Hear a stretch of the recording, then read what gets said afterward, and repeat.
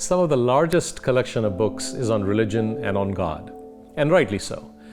The largest segment of population in this world believes in the existence of God or something more powerful than themselves.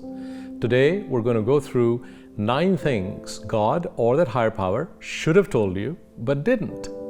And yet, we have to go on living. So join me on this journey. It's imbibed with spirituality, some science, and some fun to challenge our thinking about what God told us and what God should have told us.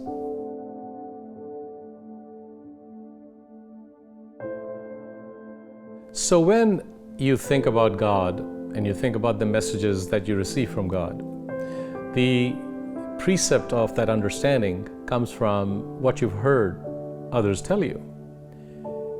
Very little of that, for most of us, comes from our own experience. Now there's a set of books actually, that is called Conversations with God. I have the first version of that by Neale Donald Walsch. And as you know, he was a homeless man, and he was going through a really difficult time in life, professionally, personally, and apparently, as he was writing in his journal, as he did all the time, his pen started to move and he started to have these conversations with God. And as controversial or as acceptable as they are his truth. They are his experience. The 9 things I'm about to tell you are my experiences. They may ring true for you, they may not, and that's okay, because all of us have an understanding of the higher power, the higher being, the higher self, the universe, the God, whatever you want to call it.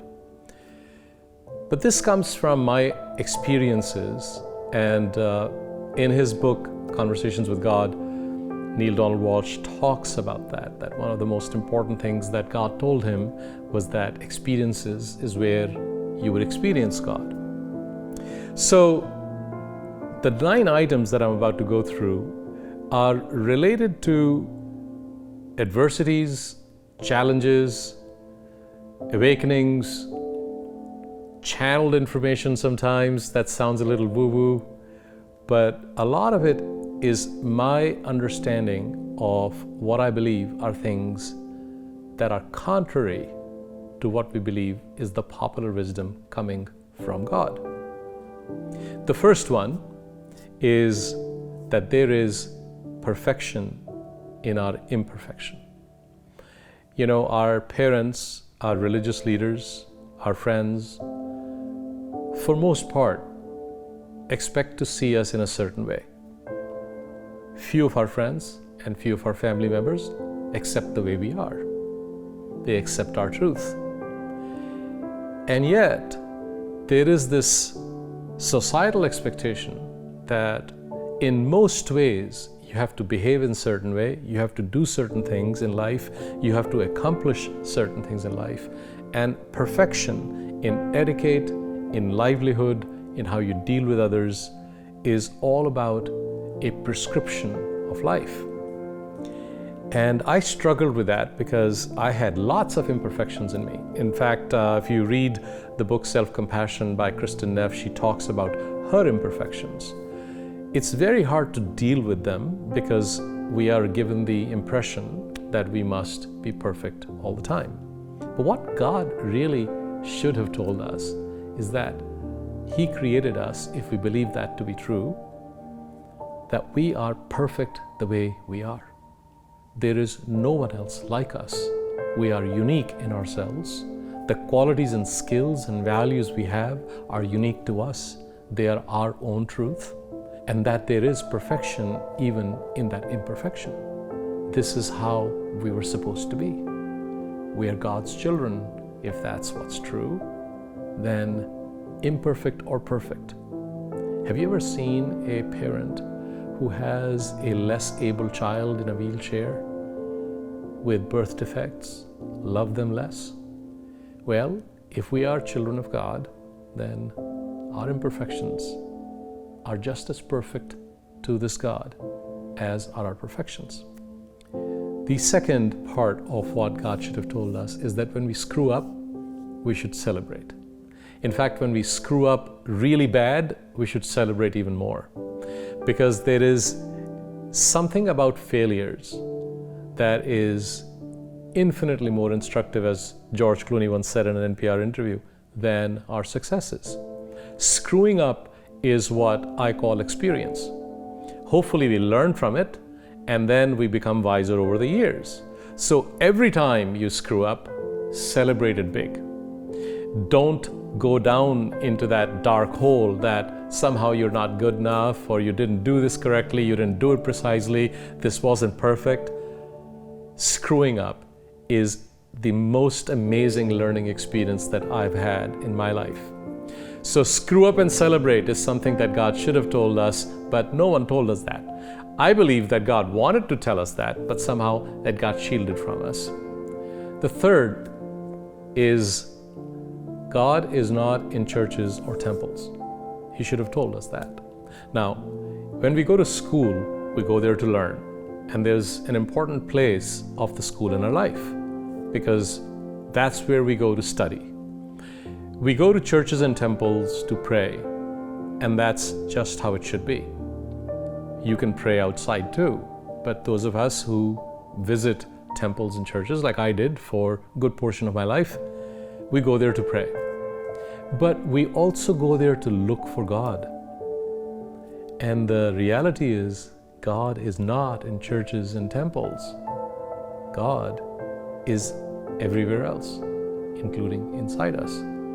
Whether it's in nature, whether it's in another person, whether it's in society, in the clouds, in the rain, in the ocean, in the insects, in the plants. God is everywhere, not necessarily just in churches and temples. They are sacred places of worship, but that's not where you'll find God. An image of God in a church or a temple does not mean that's where God lives. God lives everywhere, including inside us. The fourth is, when others hurt you, thank them. You know, this is a very difficult concept. It's not about forgiveness. It's not about forgetting what people do to you. It really is about what it is that someone hurting you does for you. If someone emotionally hurts you, let's say that your boyfriend leaves you, your girlfriend leaves you, or you have a divorce, or someone says really, really bad things to you, and emotionally you were brought into a state of anxiety or fear or depression or sadness.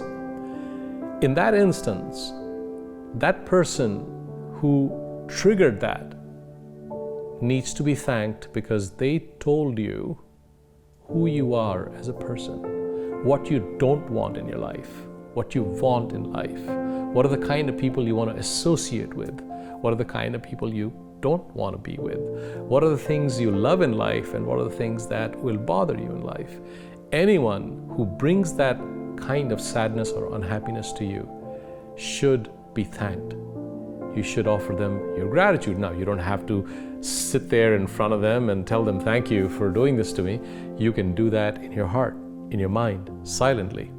And not only will it bring you peace, but it'll bring you tremendous amount of understanding and wisdom about who you are as a person. The fifth thing God should have told us, that He doesn't care a damn about our wishes for things that we want in life. In fact, all those things are hedonistic pleasures. If you want a car and you want to pray, oh God, give me this car or give me a house, fine, do that. But frankly, God doesn't care anything about that. The reason He doesn't care about that is because that is physical, superficial pleasure called Maya. We might feel relieved by having those things, but in those hedonistic pleasures, God doesn't live. God lives in eudaimonic pleasures, in purpose-based life, in life that has meaning attached to it. Whatever way you want to define that meaning, it's not necessarily in things that you purchase, in hedonistic pleasures that we all have. The sixth thing God should have told us is that we should not chant His or her name, whichever way you address God, if we want Him or her in our heart. The reason for that is this. You know, when I would go to the Sikh temple, which I belonged to for about 50 years of my life, the priest would say, chant His name. And everybody in the congregation would start chanting God's name. And there is a lot of power in that. There's immense peace in it. The energy is actually quite inexplicable. It's really quite powerful. But as I grew in my own thinking about God and about my experiences, I thought what God meant about chanting His name is not to recite it, but to live it. To live the qualities that He asked us to live: humility, service, forgiveness, gratitude, kindness. All of those things that embody someone who's God-like, in my opinion, is like chanting His name, meaning bringing His life's qualities in us in how we deal with life on a daily basis.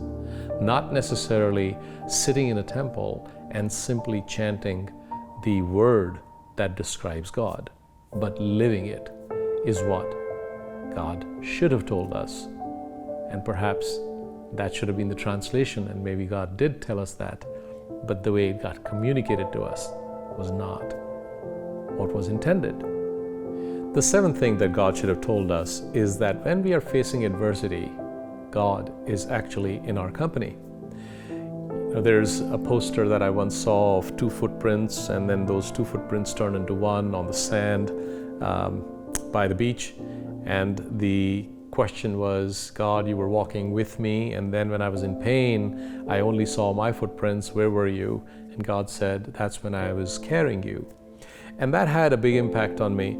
The challenges I faced in life and all of you face in life, at least I found that in every single adversity, not only was there a great lesson, but there was immense amount of peace and support when I looked up to something bigger than myself. Some of us sometimes face adversities and challenges where we question God. Death of a child in a family, or a disease, like Rabbi Kushner wrote about his son in this famous book called Why Bad Things Happen to Good People. He dedicated his entire life to God as a rabbi, and yet was faced with this disease that really raised questions in his mind about the fairness of God. And a lot of us, when we face difficult times, question that. In fact, a lot of people lose faith in something bigger than themselves because of adversities, because they believe those kinds of things are unfair. A plane crash, for example, people ask the question, where is God? Why did all these people have to die at the same time? We are not capable enough to answer those questions, I believe, but I also have felt the presence of something powerful right next to me if I channeled it properly, if I really looked for it with an intention to understand what was going on and really tried to derive some lessons. What is this moment trying to teach me? And when I've asked that question in any kind of adverse situation, I have felt the presence of something bigger than myself. I prefer to call that God or God's wisdom, but you may call it by another name. The eighth is actually one of my favorites, and that is that God's humor and laughter happens when you take a plan to God. When you put together a plan of life, that's when God laughs at you, because as you know, nothing really happens based on a plan. But we take our plan to God and say, this is how I want my life to be, can you please help me? That can be in our prayers, but we don't surrender enough, and we don't let life happen all around us. We just assume that this is our plan, and if we pray, if we're connected with God, this is what is going to happen. That's when God laughs at you, laughs at the plan, and says, come on, give me a break. This is not how life is supposed to be. If you trust me, if you believe that your life will be full, then you have to surrender to some degree and leave that control outside the door. We try and manage our lives with this sense that somehow a plan will help us get there.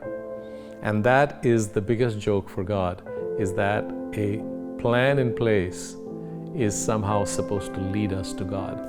That is precisely the most inaccurate thing. But God should have told us that, since we all make plans. I have made plans in life to get to this place that people expected me to get to, or I expected myself to get to, and hoping that I'll find happiness or presence of God there. Didn't happen.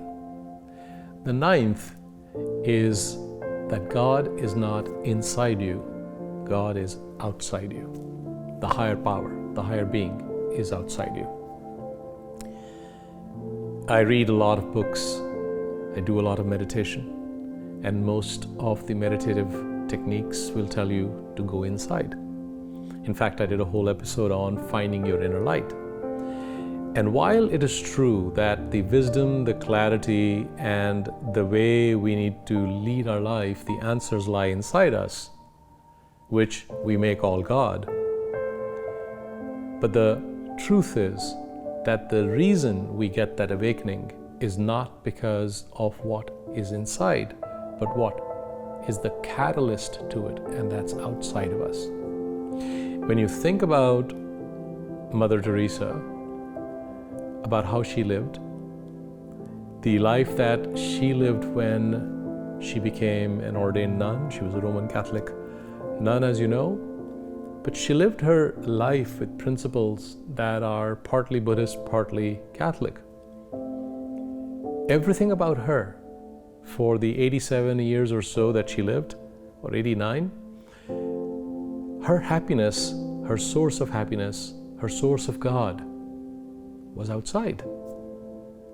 She was there to remove the suffering for people, the missionaries of charity, the order that she created, then to bring them joy by doing whatever little she could possibly do when she had no resources when she started, right after being a teacher and then turning into this line of service.